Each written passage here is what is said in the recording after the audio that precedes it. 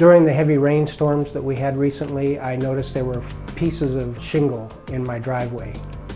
And I just thought it was probably time to have someone come over and take a look.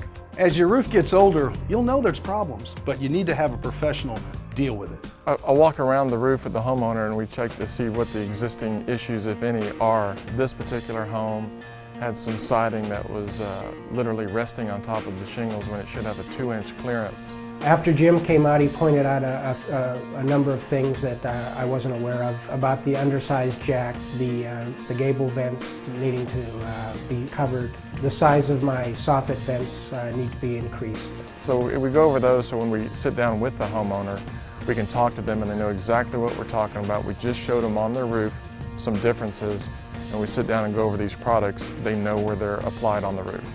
Because of Ideal Roofing's association with the manufacturers, you can get more from them than you can from others. Working with GAF and being one of their master elite contractors, it keeps us up to date of the new technology that's in the industry. So using storm guard in the valleys and using the proper starter strips and being able to offer a homeowner the best warranty in the business, which is the lifetime on the shingles and 25-year on workmanship, has been unheard of from 20 years ago.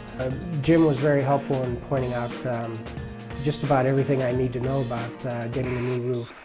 A typical roof in Houston will last 10 to 15 years, and there are some signs you need to watch out for.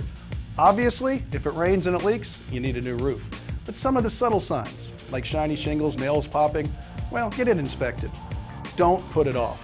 For HomeShowRadio.com, I'm Tom Tynan.